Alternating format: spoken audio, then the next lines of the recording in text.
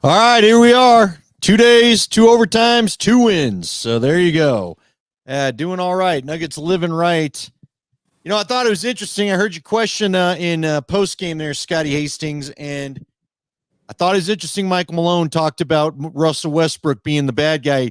For those that didn't hear, Coach Malone said, I'm not got no problem being the bad cop if I need to, but it was Russell Westbrook that got in there and apparently implored guys to start playing some better defense than they had to that point. Well, they played pretty good defense in the second half. They only gave up 53 points in the second half. In today's NBA, listen, you should beat teams if you can hold them to 106 and under. You should win more games than not. I think the league average was around 110 last year. So, yeah, defensively, second half, they were pretty good. Got it back in the game. And then I still thought a key was, bench is in late third, starts the fourth. And they not only kept fighting back, took the lead, guys started getting involved. There's a lot of action. There's a couple, back and forth a couple times. And then also now, because in Toronto, you had to put Joker back in 9 minutes. And he needs to be close to that 7 and if you can go into the 6. But he didn't come back in the 7. And then Gordon and I think Porter didn't even come back into the 6 something. And I just think that saves the legs, man. And the bench, they got outscored by Brooklyn's bench, but the bench did a role today. And I thought that was key. What'd you think about Christian Braun? I know you asked him a question about Christian Braun, and he did say, look, Christian had a couple rough fouls. And the only one I was really frustrated with from Christian was there was one where he jumped right into the guy. And, that kind of was frustrating. But sounds like Christian had another good night, wasn't afraid at the end to shoot the 3, hit the key 3 that sounds like it salted it away. And I said, sound like I had to take the kids to get pumpkins. We were listening and into the car. My daughter's addicted, by the way. She's looking at the app. She's got all the stuff. At one point, my daughter said I'd like KCP back. But I had to say, dear, he's not coming back. But what'd you think of Christian Braun tonight? Got a few guys that want to kind of bounce off you. I like Christian's been great to start the season. He started his first 4 starts as a regular, right? I think he filled in last year, but he's been in double figures all 4 games. KCP, I'm not sure, averaged double figures, so that's good. He did hit a big 3. I think he was 2 of 3 tonight from 3. And if he can do stuff like that, and like I said, he missed one wide open early in the game. But also now you've got a 2-point lead, and if ball kicks out and he hits a 3-point lead, he hits the thing, it goes to 6, ice, done. Porter missed one the possession before that would have done the same thing, that would have taken it from 6 to 9. They come back, he misses. They come back, cut it to 3, and then Christian Braun answers that with a 3. And I think Christian Braun's been great. But you and I talked about it on this podcast. I was never worried, replacing KCP with the energy and the effort and defensively. Dude, defensively, he surprised me how good he is defensively. And that's what Malone said on his answer. He's just, Christian's got to be Christian. Can't compare him to KCP. But we're going to put him on the best player on the floor every night. Dude, and that's what they did with KCP. So I know you lost him. And I love KCP. And Christian playing like this, and then you add KCP to it also, that would be a nice mix. But listen, KCP, Hubie Brown told me years ago, when you're a coach, you got to worry about 5 starters. The head coach worries about 5 guys. If you know every night Christian Braun's going to give you, 100% effort, multiple efforts, play great defense, run the floor, get some easy layups. Okay, now we got about 4. Well, now I got Joker. I guess we don't really worry about Joker. So now we're down to 3 guys. What can Gordon, Murray, and Michael Porter give you every night? How consistent can they get to? And back-to-back nights in overtime, Gordon, I didn't even realize it. Gordon had 20 points in the second half tonight. Well, there you go. That's pretty good too. I thought it was a phenomenal win, especially we talked today. I turned my lights off in the room last night at 4 o'clock. Oh, I made sure not to call you this morning. I know that. Yeah, so I turned the lights off at 4 o'clock. I'm sure, and I think by the time everybody got in the room it was around 3:30, 3:20. And then you put your stuff away, you lay down, and you kind of unwind a little bit. I bet I was probably right there in the median, around between 3:40 and 4:15 even. And I woke up at 11 and felt like I hadn't even slept. Yeah. It was unbelievable, but that's huge, man. Back-to-back games are the toughest thing in the NBA. You lose those 2 home games. We're ready to play. Looked like a team that realized what the NBA is, and the NBA is a large grind. This might have been some of the problem with the Avs starting to, that it's a monster grind. I'm not ready to get into that grind yet. You know what I'm saying? That's how I felt they played those first 2 home games. But I think, gosh, someone told me the quote today. Was it Rudy Tomjanovich? He said, "You never can measure, or you never can count out the heart of a champion." And you kind of saw that 2 nights in a row. No, look, I said this to Nate today on the show, and to catch up our guy Barton Dahl, who used to manage Nathaniel Rateliff, by the way. Barton, he said Brown played really great. His defense was great, and he had just enough offense to get by, and Malone was pleased with him too. So Brown is doing all right. Angelo thought it was funny, the sound effects you're making towards the end of the game. Look, dude, here's my thing. You know how it is, Scotty. We're so interesting in this town because we all say in the summer when nothing's on, and I know this, I'm not surprised by it. I'm not scolding anybody, but in the summer, we're kind of like, oh yeah, they need to rest guys. They need this, they need that. And then we get bent about every single game that doesn't quite go quite right. You know what I mean? Yeah. So what is it? Are we going to allow them to slow ramp up and trust the team's going to turn it on when it's time to turn it on? Or are we going to stress about every little game? Like tonight, I was thinking tonight, you got Orlando or you got Toronto. So, okay, back-to-backs are tough. You had to cross the border. You already said what time everybody got to bed. Brooklyn was waiting here on you. It's like what they call a scheduled loss, okay? Well, and go. Let's see how Brooklyn does tomorrow night. They're on a back-to-back tomorrow.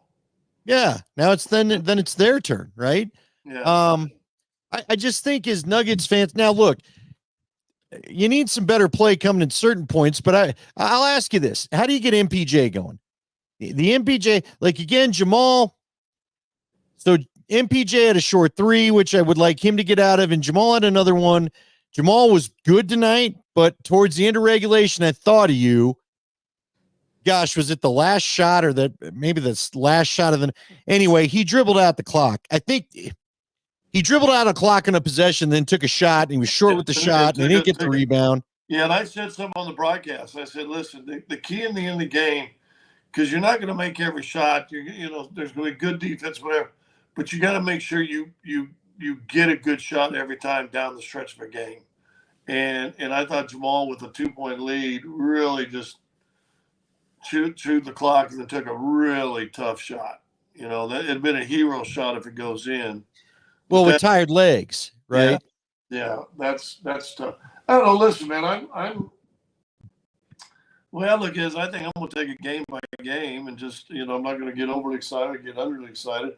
I know as a viewer, if you were at home watching this game, you didn't turn the TV off unless you went and picked the pumpkins. We didn't leave till overtime, and then it was about 8:30, and I didn't know when. I didn't know when Safeway was going to close their doors or whatever. So, and frankly, I wanted to get back home so we had enough time to do this. So we listened to Kaz in the car and got some gas and all that and got the pumpkins handled. But, look, it was a good game. 2 in a row. Entertaining game. Sure. Well, it's an early season game, dude. And you know what? I think we all need to listen to Malone. I don't think it was just coach talk in the post game either.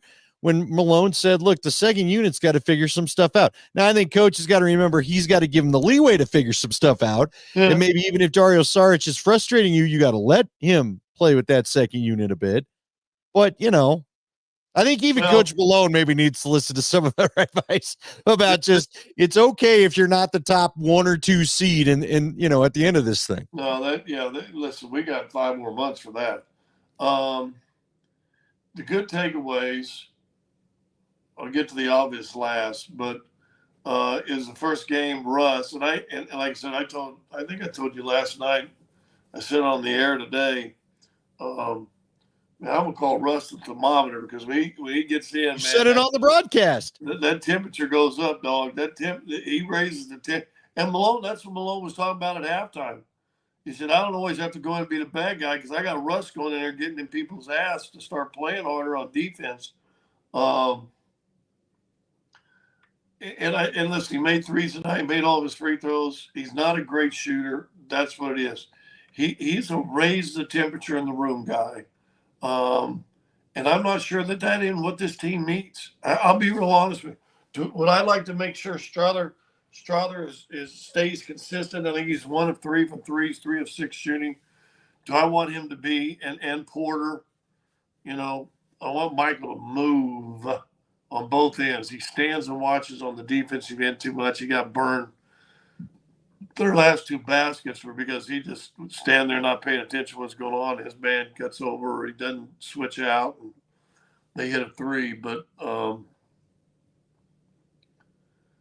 Westbrook's going to be okay. I like what he brings to this team. If you thought you were going to get a pure, silky smooth shooter, that's not it. If you thought you were going to get a guy that wasn't going to over dribble to the basket sometimes to run into people, that ain't it. But if you in this team who's been playing pretty high level for the last 3 or 4 years, it can wear on you mentally. So you know what you need? You need a room temperature, a guy that's going to raise the temperature in the room, and that's. So I guess I asked you, should I call him thermometer or thermostat? Thermostat's better. Probably, but I like thermometer for some reason. Well, then do what you damn well please. Why'd you ask me? An anal thermometer. Why'd you just wife me right there? Why are you going to ask me the question you got the answer to already? You don't need my opinion then? Well, then here you go. He's an anal thermometer. Well, I dropped the anal. But hey, whatever gets you by on TV. Well, Scott Bay's checked in again. I don't think Scott Bay's going to let you say that part. The people that know, that listen to us, inside stuff, when you say thermometer, anal thermometer, because it goes in, the temperature goes up. Yeah, I've never had it taken that way. Ever when you were a little kid? Ever. It's always been in my ear or under my tongue. Oh, well, you always probably had the fancy click, whatever.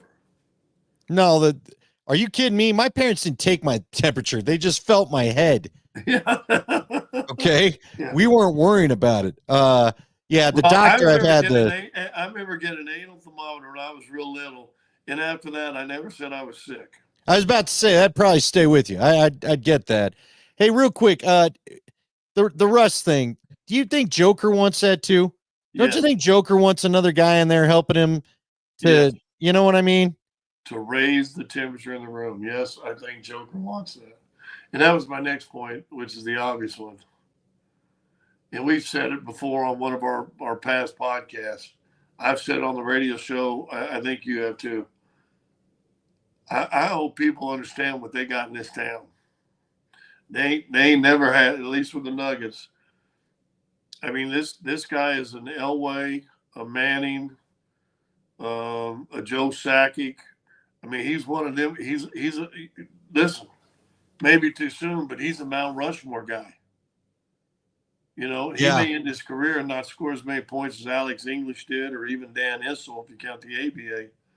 But I'm telling you right now, it ain't close. He's the best player that's ever put on a Nuggets uniform, period. We know that. But again, this is you only get one of them. I hope. I know some people, probably the younger folks, roll their eyes at us when we say that. But look, I've never seen another Elway in this town. I never seen another Patrick Waugh in this town. I've never seen another Forsberg or another Sakic. Now, look, if we got some damn good players to watch right now, yeah, Joker, McKinnon, Makar, We've got some very Patrick Surtain, we've got some fun guys, but Joker is in that Manning Elway, enjoy it while you got it. You're not getting another one. You're just I'm not. telling you. I mean, It's a special thing. I would throw Joe Sakic in that. And who knows, McKinnon, he got an MVP, he's got a trophy.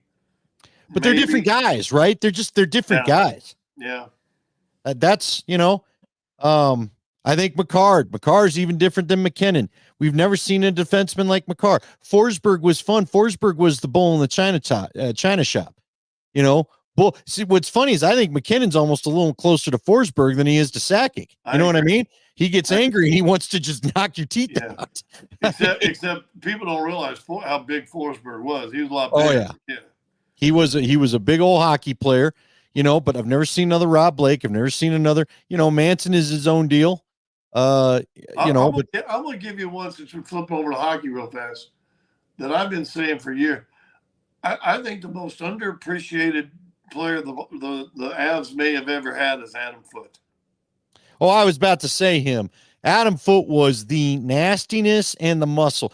Adam Foote was the big dog that don't need to bark. I remember being in the locker room after one of those Red Wing matchups where he and Shanahan were in each other's kitchens all night, right?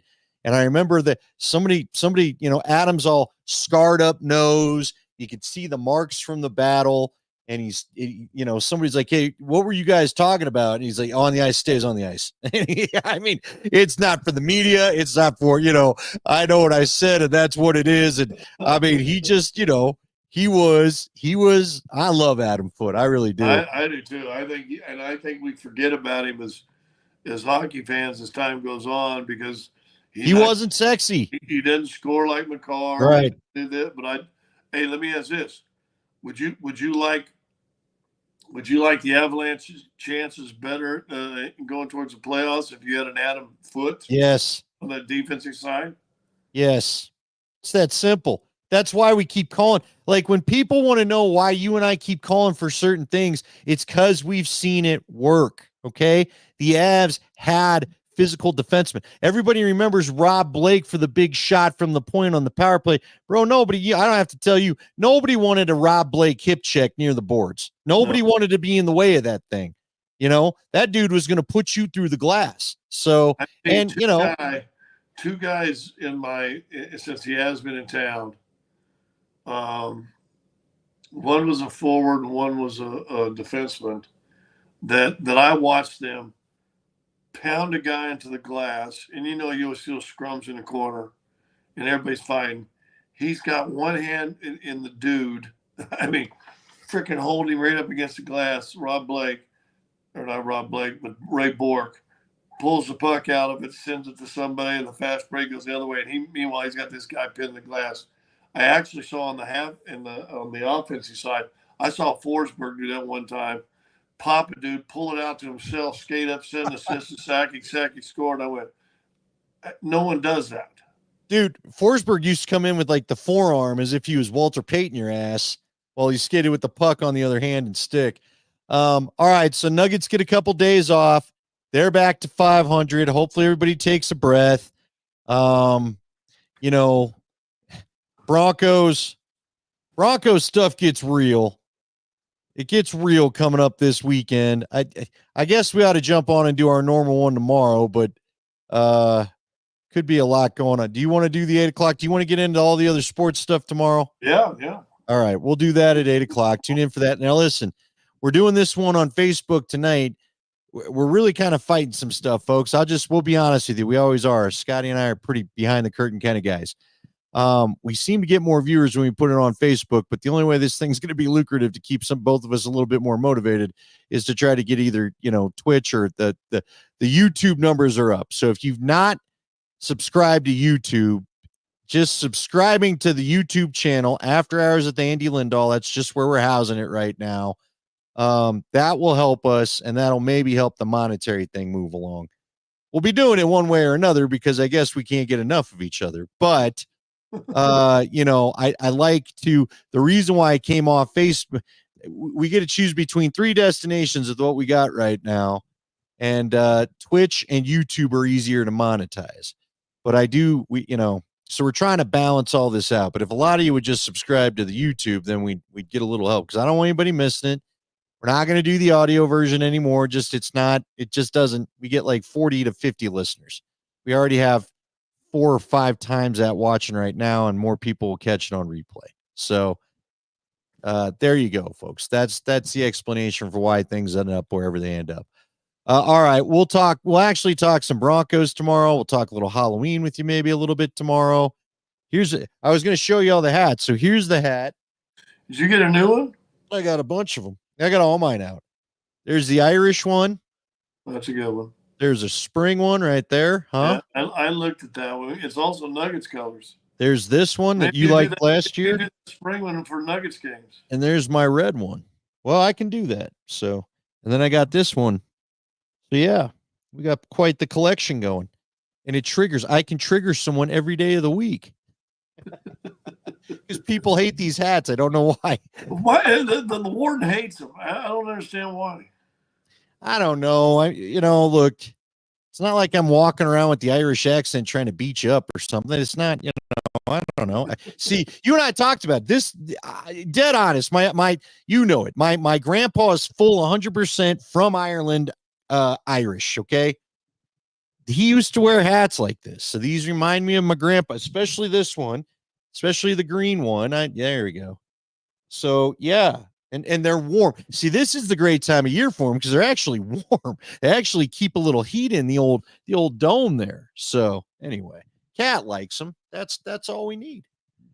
All right. You know what? It's about 10 o'clock. I can tell you're tired. You go get some sleep. We'll be back here at 8 o'clock tomorrow for our usual one. And then we'll just kind of Thursday night's going to be nutty. I got to do half a thing and all that. So there you go. Yeah. I can't. What? How do you do it? Why you got yours to do it twice? Mine's not doing it. What's going on?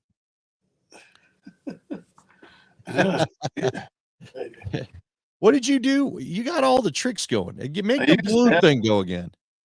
See, there it is. It just showed up. Yeah. First time you did it, I thought we had our ghost story starting early. Did we tell some? Maybe we'll tell a couple ghost stories tomorrow night. I know, not everybody's heard our ghost stories. Nate hates our ghost stories because he didn't buy any of them. But then I told, did you know, by the way, you can now rent the rooms out in Crook Patterson? Yeah, the guy made it a bed and breakfast. If I don't go back there, I'm okay. No, I don't like it there. I really don't. Yeah, I don't either. You know, it's funny. When I watched that Portals to Hell one, they didn't talk about the dude that murdered his family and buried him under that fireplace that you made me shove my head in. Remember that? They didn't tell that story. They didn't tell anything about the crazy seance or people lost their minds and all that. They didn't tell any of those. So anyway. Well, I think they went with more stories they could verify. What was the one that was by Cheeseman? Wasn't it Crook Patterson? That was also they buried bodies or they stored bodies there for a while before they buried them in Cheeseman? That's a great question. I don't know. It might have been. I don't remember that story from that one. You guys went to a few of them down there. Yeah. Remember? Yeah. Hey, Jeb Putz here. We ought to get Jeb Putz here on. He lived in a house down in the Cheeseman Park area, and he told me that creepy crap happened there all the time. And then Brandon Schaub, remember, Brendan Schaub went with the Ghost Adventures crew and had something allegedly say his name in the basement. And I talked to one of his friends that knew him. He said he won the same after it. So, remember Brendan Schaub, the old CU fullback who became an MMA guy? I got his number, man. We can get him on. Well, call him up and ask him if he wants to talk about it. I've been told he doesn't like to talk about it. We can get him on as a guest appearance to talk about the Broncos tomorrow night. Well, ask him. I don't know him well enough. I didn't cover the team. He's a big stud star now. I know. You'll have to do it. Yeah, I'll text him. I'll try to get the punter from Australia. You can get him. Whatever that is. All right, guys. Everybody, it's 10 o'clock. We're going to let Scotty get some sleep. We appreciate all you jumping on. We'll be back tomorrow, like we said. We'll do this again coming up tomorrow at 8 o'clock, our usual 8 o'clock our time. Where are you going to be? How are you getting it to do all this crap? I don't know. That's a 2 thumbs up one. It ain't doing anything for me. You're doing yours on your computer, though. Mine's whatever. There you go. Yeah, look at you. Well, Mr. Cool Guy Graphics. All right. Where are you going to be? Hey, You'll be hey, by wherever the you way, need to be by 8 o'clock, right? 10 o'clock no, Eastern. I can be. I may walk down about 7. Now, wait, are you still in New York tomorrow? Yeah, we're still in New York tomorrow. Okay, then. I All may right. walk down. There's about 5 block walk. Go get me a pie. Give me a New York pie. Bring it in. Maybe I'll eat pie and sit there and talk to There you. you go. You can do that, and maybe you'll run into Steven Tyler again for about the 15th time at that pizza joint. Yeah, So I plan to do it before 2 o'clock in the morning. That's when I ran into him. I was with you. I remember. I wonder, what are you doing at 2 o'clock? Oh yeah, I went to rehab. Yeah, you're a rock star. Never mind. All right. Hey. All right, All right. Nuggets win 2-2. Joe 2-2. 2 nice wins. 29. How about this? 29, 18, and 16. That's pretty good for Nikola Jokic. Jeez. Just a beast. All right. Good night, all. Say good night, Irene. There it goes. All right. And with that, we leave you.